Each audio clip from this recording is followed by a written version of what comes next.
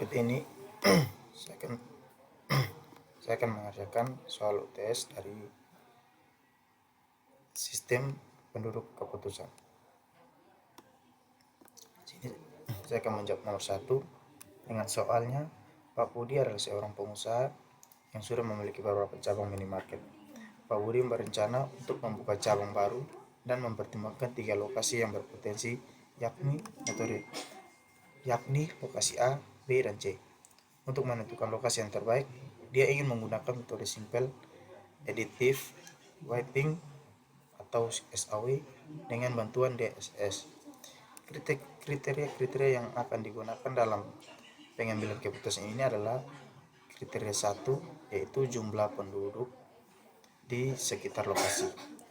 Kriteria yang kedua, jarak dari lokasi lainnya yang sudah ada. Yang ketiga, tingkat persaingan dengan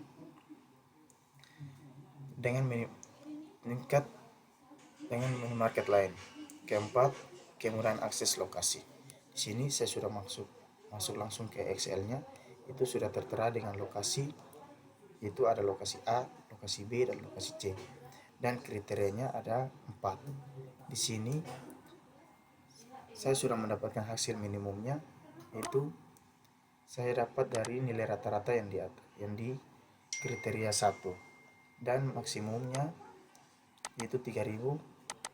Juga saya mendapatkan nilai rata-rata dari kriteria 1. Berikut di normalisasi juga tertera seperti hasil yang di sini, dan nilai W juga yang sama. Lalu kita masuk ke Paiscan, itu sini. Tuh saya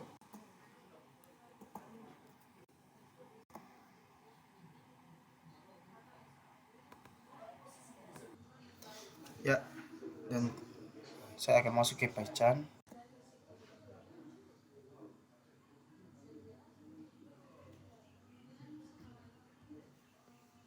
Di sini saya tinggal copy saja. Di sini tentang alternatifnya, lalu saya render. Ya, di sini saya sudah mendapatkan hasil alternatifnya, yaitu yang pertama 0,95, yang kedua 0,626, yang ketiga 0,786. Itu adalah alternatif terbaik, adalah alternatif 1 dengan skor 0,9.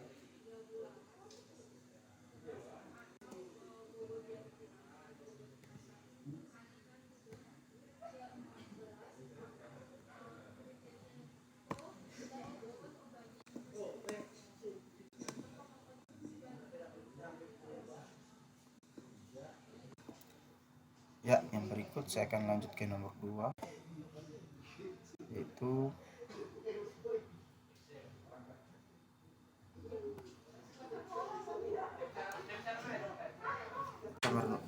nomor 2 itu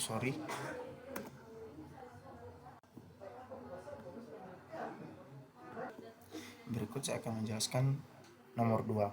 Di sini perusahaan ABC merupakan perusahaan yang bergerak di bidang manufaktur. Untuk menghadapi persaingan yang semakin ketat, perusahaan ini perlu memperkuat tim manajemen mereka dengan merekrut manajemen baru yang kompeten. Perusahaan ini memutuskan untuk menggunakan sistem penduduk keputusan DSS dengan metode weighted product atau WP untuk menentukan kandidat terbaik. Di sini saya akan masuk ke Excel. Ya, Excel nomor 2 ini. Di sini ada beberapa kandidat, yaitu kandidat A, kandidat B, dan kandidat C. Di sini sudah ada beberapa bobot. Jadi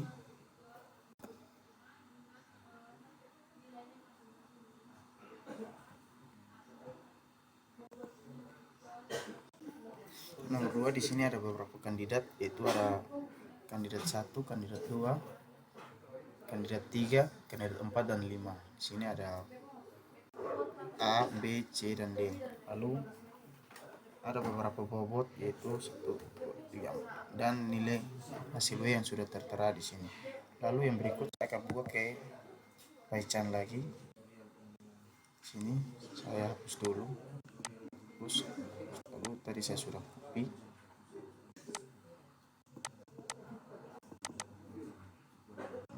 MyPay hapus. Saya kontrol P. Lalu saya render.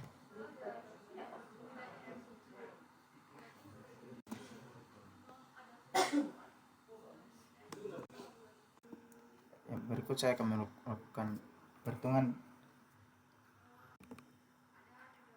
dengan Python. Saya buka di MyPay. Saya hapus dulu.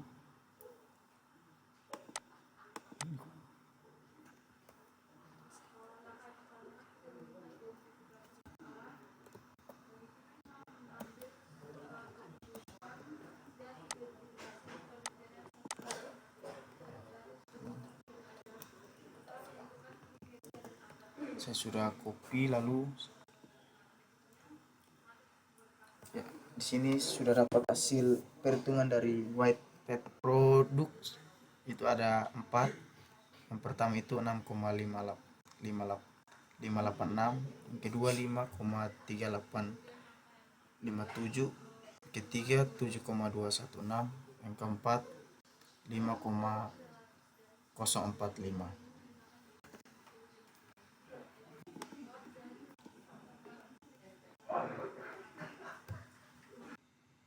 Ya, yang berikut nomor 3. Di situ dijelaskan tentang studi kasus optimalisasi pemilihan teknologi informasi (ATI) untuk sistem penduduk keputusan DSS menggunakan metode AHP atau manual dan Python. Sebuah perusahaan retail berencana untuk membuka toko baru dengan memiliki 3 lokasi potensial, itu lokasi X, lokasi Y, dan lokasi Z. Ada 4 kriteria yang menjadi pertimbangan. Yang pertama itu aksesibilitas lokasi, kedua volume lalu lintas pengunjung, ketiga biaya sewa tempat, keempat potensi persaingan bisnis. Itu sini ada beberapa kandidat, saya akan menjelaskan tentang Excel dulu. Tentang Excel itu di sini. Di sini ada beberapa jumlah normalisasi. Sini sudah tertera. Lalu di sini saya langsung saja saya akan menjelaskan teorinya.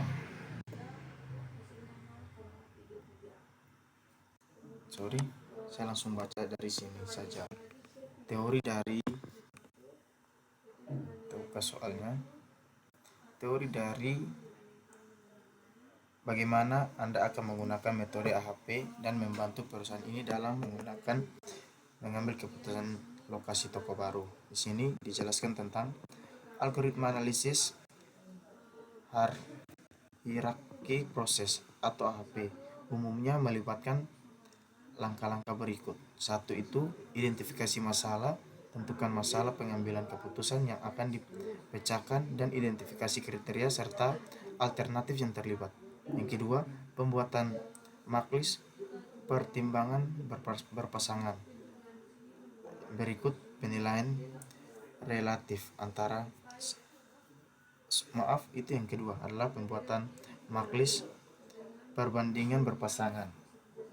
Itu dimaksud dengan penilaian relatif antara satu kriteria dengan yang lainnya serta antara alternatif yang ada.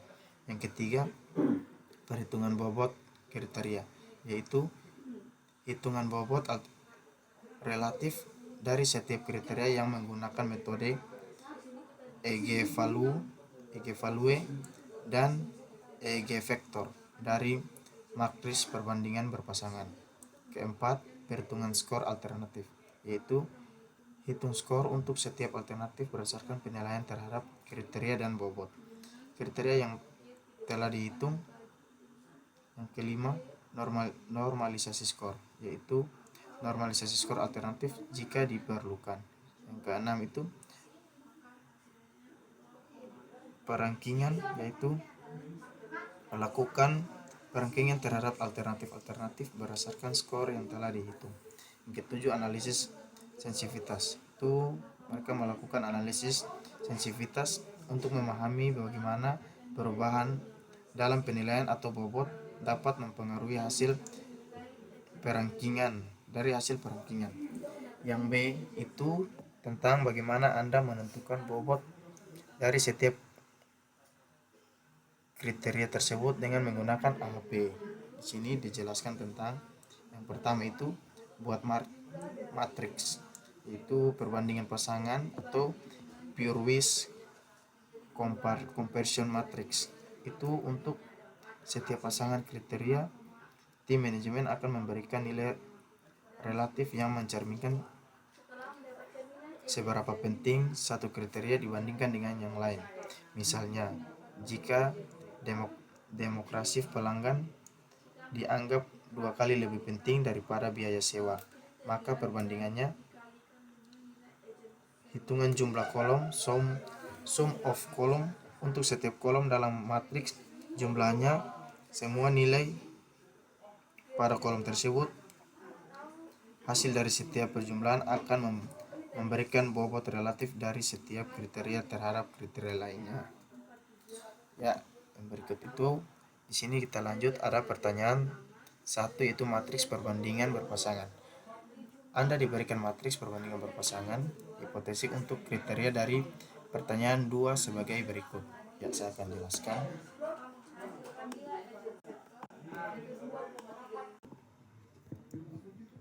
Ya, selanjutnya pertanyaan ini yang pertama itu matriks perbandingan berpasangan Anda diberikan matriks perbandingan berpasangan hipotesis untuk kriteria dari 2 pertanyaan sebagai berikut. Di sini saya akan mendapatkan perhitungan dan saya akan buka Python. Lalu saya Ctrl V, saya render. Maaf, saya isin dulu. Saya Ctrl A, Ctrl V. Lalu saya render. Maaf, saya terjadi kesalahan.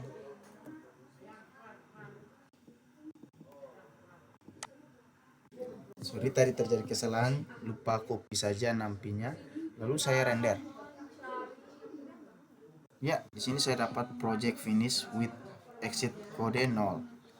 Itu sudah hasilnya. Lalu saya lanjut ke yang 3B-nya. Ke Word.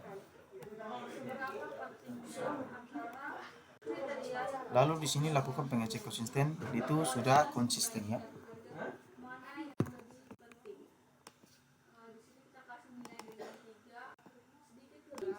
Ya, yang berikut saya akan melanjutkan pertanyaan 2 itu keputusan dan analisis sensitivitas. Yang pertama, yang jika perusahaan memberikan bobot tambahan sebesar 10% untuk kriteria C2 dan mengurangkan bobot C1 sebesar 10%. Jelaskan bagaimana ini bisa mempengaruhi keputusan yang diambil. Itu saya akan jelaskan di Python. Buka Python. Lalu saya hapus, saya copy. Sorry.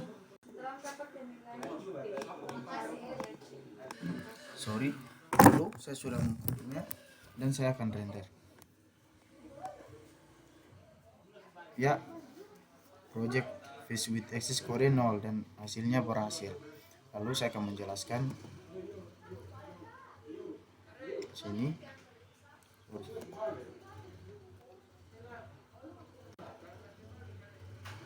Jelaskan apa yang dimaksud dengan analisis sensitivitas dalam konteks AHP dan mengapa itu penting.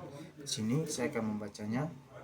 Pertanyaan 2B itu jawabannya analisis sensitivitas dalam konteks analisis hierarki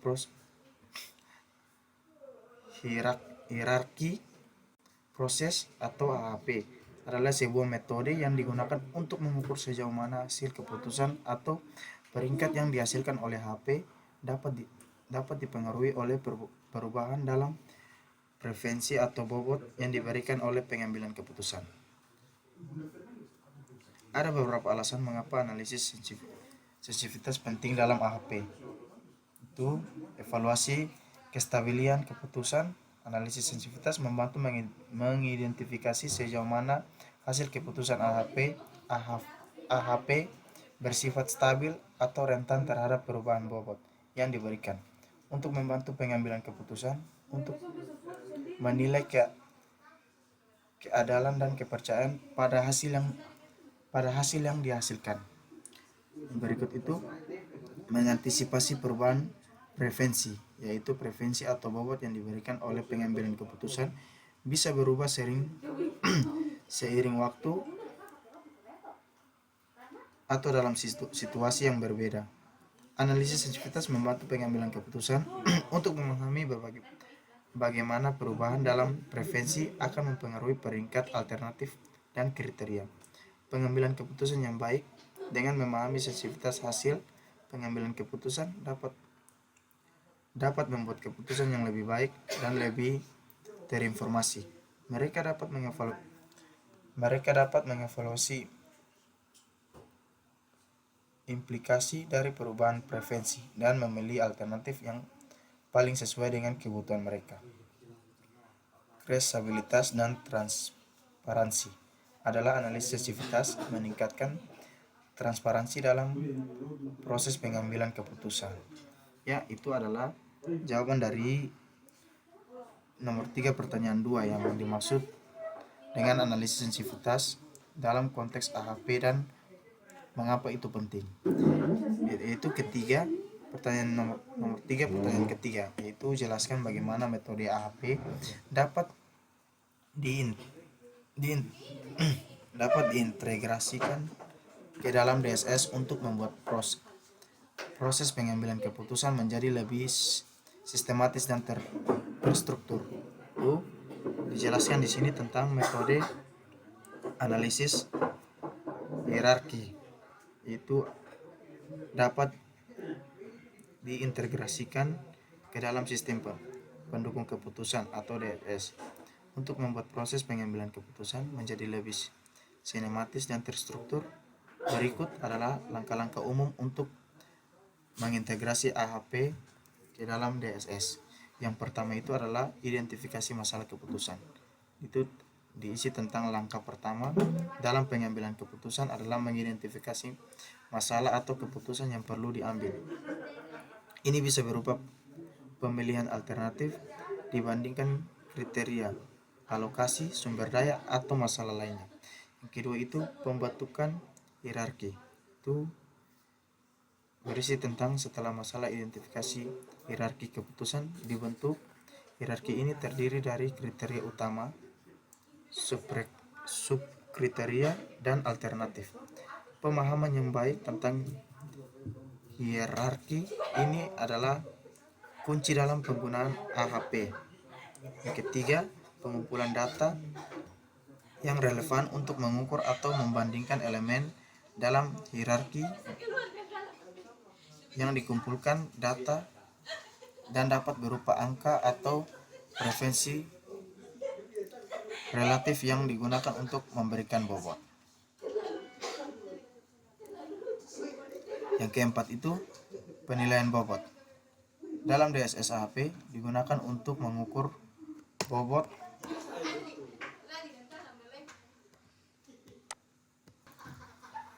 keputusan yang memberikan preferensi mereka dengan mengisi matriks perbandingan berpasangan atau untuk setiap tingkat hierarki AHP dengan mengelola data ini untuk menghitung bobot relatifnya. Yang kelima, perhitungan skor. Setelah bobot diberikan, AHP digunakan untuk menghitung skor akhir untuk setiap alternatif berdasarkan preferensi yang diberikan oleh pengambilan keputusan. Yang B, apa kelebihan dan kekurangan menggunakan AHP dalam konteks DSS dan bagaimana kekurangan tersebut bisa diminimalisir.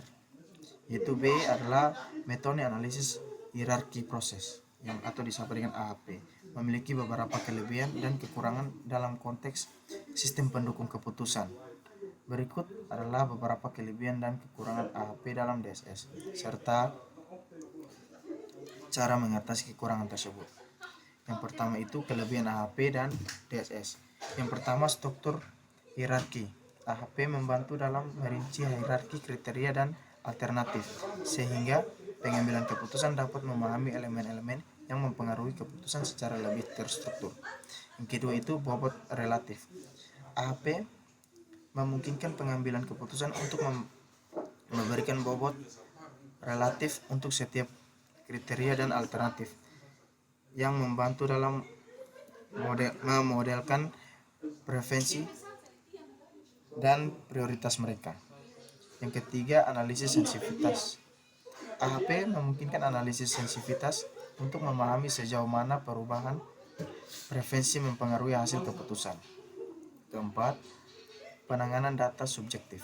Itu AHP bisa mengatasi ketidakpastian dan subjektivitas dalam preferensi pengambilan keputusan melalui matriks perbandingan berpasangan.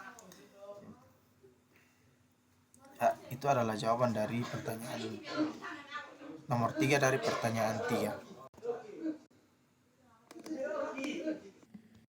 Berikut itu nomor 4, itu perusahaan soal XYZ yang berpotensi dalam skor produksi makanan berencana untuk mengevaluasi dan memilih vendor pemasok bahan baku yang akan menjadi mitra kerja. Ada beberapa vendor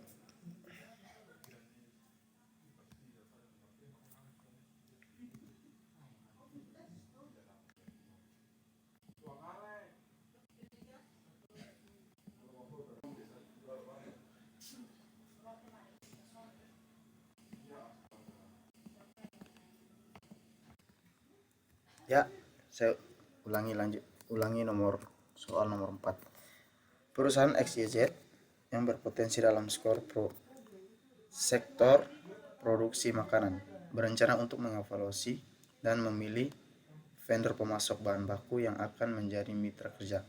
Ada beberapa vendor dengan karakteristik yang berbeda-beda. Perusahaan ini memilih vendor yang dapat memberikan keseimbangan antara harga, kualitas, dan keadaan pengiriman. Untuk membantu dalam pengambilan keputusan ini, perusahaan memutuskan untuk menggunakan metode AHP.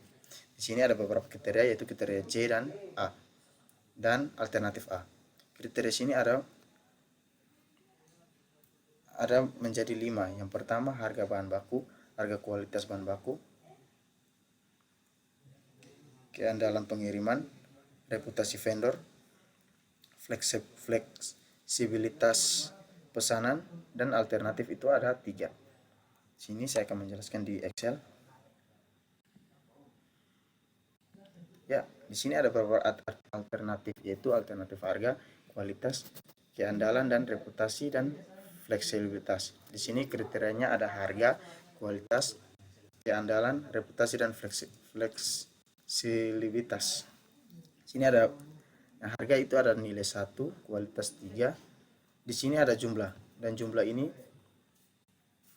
didapat dari perhitungan harga, kualitas, keadaan, reputasi, dan fleksibilitas.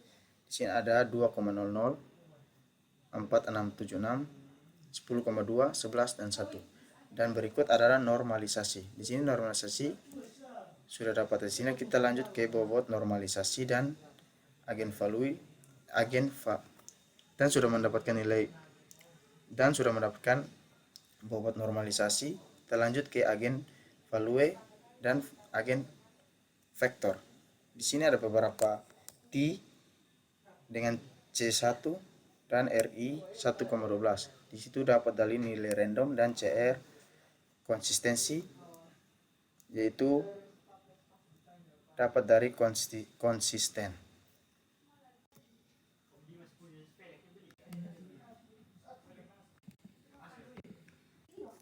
Ya, sekian dari tugas saya, yaitu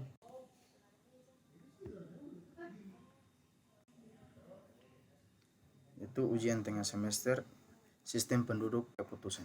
Sekian dari saya, terima kasih.